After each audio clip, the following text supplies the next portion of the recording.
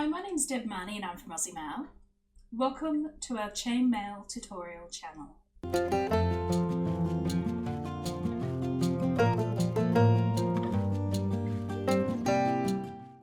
Hey guys, a big hi, hello, welcome, how are you today? Thanks for popping in and spending some time with me. So today I have for you a weave tutorial and I'll be showing you how to do the Ravensara weave, which is a sheet version of Lorenza's Forget-Me-Not, which is a video I did a few weeks ago. So if you haven't watched that video, you might want to pop along and watch that one first, but otherwise let's just jump straight into it. Okay guys, so here's some sample pieces of the weave that I have done up for you. So coming up here on the side will also be a list of the rings. They'll also be down in the description section, but I'll go through them quickly for you as well. So this one over here is our 14 gauge AWG version, 1.6mm diameter wire.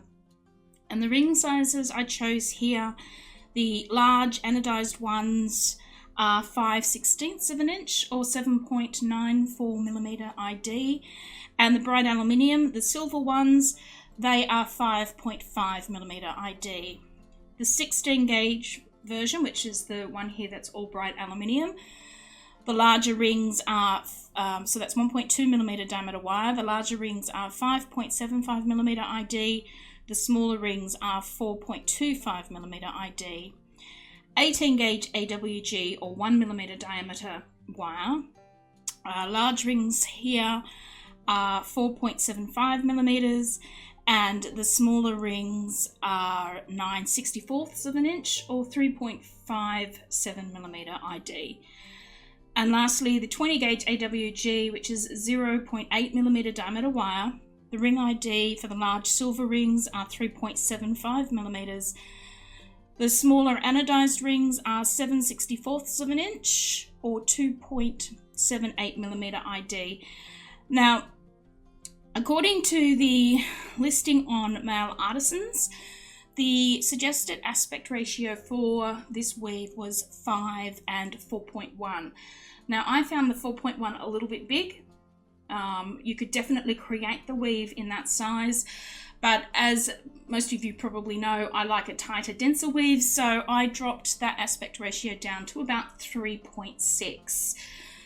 So you can do it with a little bit bigger. So with the 3.6, for example, in the 16 gauge version, I was unable to do a coloured ring. But if you didn't mind a little bit looser, a little bit more movement in the weave, let's say, you could use 3/16 of an inch for the smaller rings there. These ones, if you find the 7/64 a little tight, you could go up to 1/8. The one with the 9/64, you could use 5/32 of an inch. And over here on the big one, instead of the 5.5, you could try 1/4 of an inch. So as I said, that all works, but it made the weave with this particular, with aluminium in particular, it made it a little loose. So that's why I chose the tighter sizes, but ultimately guys, it's up to you. Yeah, so those are the sizes, and let's get into the weaving. Okay, so as I said in the beginning, in the intro, this weave is a sheeted version of Lorenza's Forget-Me-Not weave. So if you haven't seen that video, that might be worth checking out. I'll leave a link up here in the corner. It's not necessary to do this, but it might give you an idea before you start. All right, so to start this up, we're just going to create, using our 14 gauge rings here to show you, we're just going to create a simple chain that is too small, too large, too small, too large. For the length that you need the weave to be, plus maybe 1 or 2 more extra rings, because it will shrink up a little bit when you start placing some of the additional rings. So I would add another 1 to 2 extra pairs of large rings past the length that you need the weave to be. So remember to take your clasp space into consideration when you're doing this. But yeah, it doesn't shrink it up a lot, but it does shrink it up a little bit. So as I said, go ahead and make up your starting chains. Now I say chains because you're going to need 2 of these, 2 identical chains to create this weaver. So if you guys go ahead now and make up your 2 chains, however it is that you like to do that, and I will meet you back here to show you what the next steps will be. Okay, now before I go any further, I just want to mention you may be hearing a lot of weird noises in the background. We've got quite a lot of wind howling around the house today. Normally it's the sulphur-crested cockatoos going off, but today we've got wind, so my apologies if that is distracting in the background.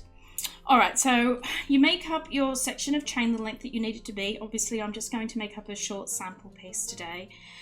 And then once you've done that, so start and finish with a small chain, with a small ring, pair of small rings. And then what you will need to do is take up some sort of twist tie or paper clip or wire or something and put it through the beginning pair of each of your chains. Okay, and then what I like to do is we're going to need these chains to be next to each other.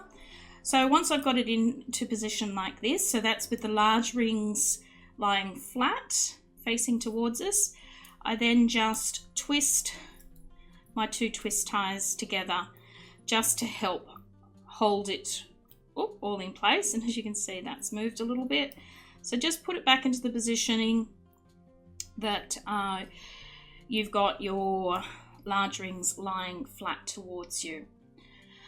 Okay, so the next step and all following steps from now on will involve just our large rings. So take up an open large ring, and what I'm going to do is I'm going to join these rings together first.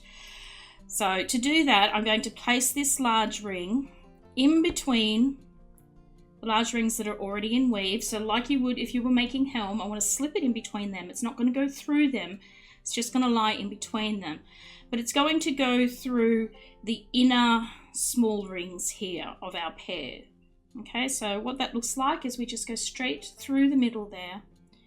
We slip in here and we separate that pair of small rings and we scoop up the one that's on the inside, and then we go across to the other one and we do the same over there. We scoop up that second ring, meanwhile slipping it between the large rings that are in weave so that it looks like this. So you can see here I can move those large rings away and my new ring hasn't gone through them at all.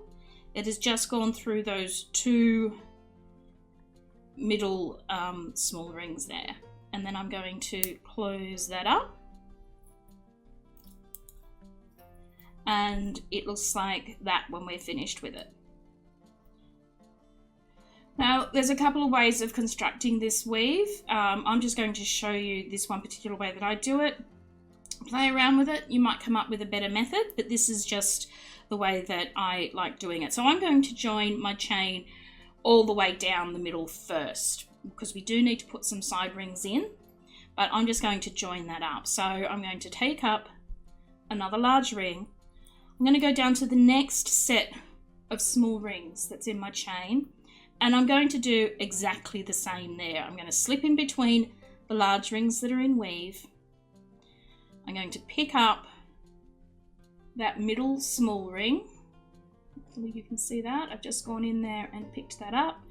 I'm going to go across to our other pair, and I'm going to do the same over there. I'm going to pick up just the middle small ring, and I'm going to slip in between that large ring, and then I'm going to close my ring up.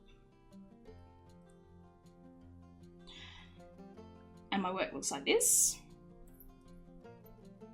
Okay, so you could try and hold on to this and separate them out and just slip through this way.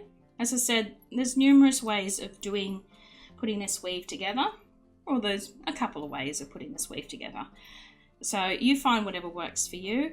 So again, one more in between the large rings, pick up those small rings, move across to the other set, picking up the small ring and then slipping between the large rings and then closing that up. So you just need to do that all the way down the length of your bracelet. And if you were wanting to make this wider, then obviously you would do that again for a third chain, a fourth chain, however wide you're wanting to make this. So I'm just going to make this 2 chains wide because I'm looking at it towards being a bracelet. But if you were wanting to do a wider sheet of this, you would obviously make up as many chains as you want, and you would just keep joining those chains to this piece until you've got the width that you want. So you guys go ahead and finish putting all those joining rings down the middle in for your piece. I'll meet you back here to show you what the next steps are going to be.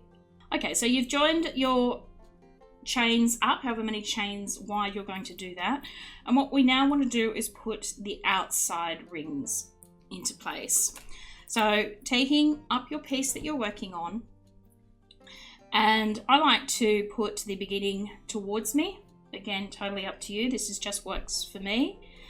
And taking up another one of our large rings, I want to put this through the same set of small rings that this first ring that we placed in. And I just want to pick up the outside ring. That's all I want to do. The outside of the small rings. I should maybe clearer with that. So in this step back here where we joined them, we picked up the 2 middle rings.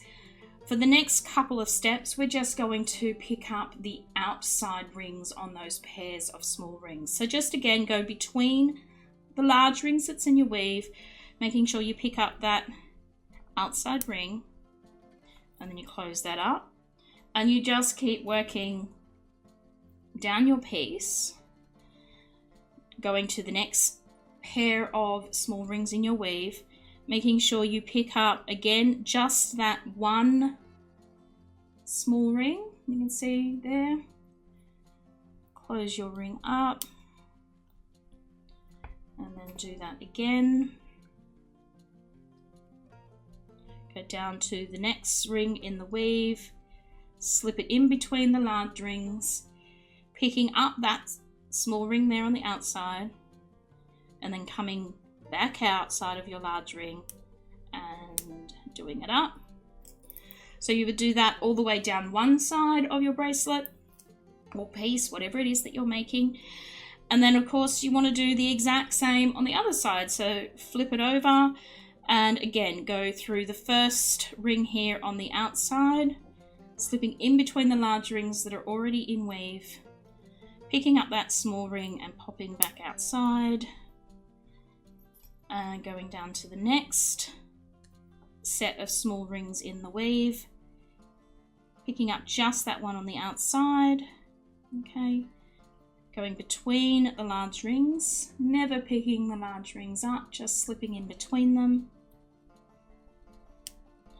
close it up, okay, so it looks like that, and just keep doing that all the way to the end of your piece.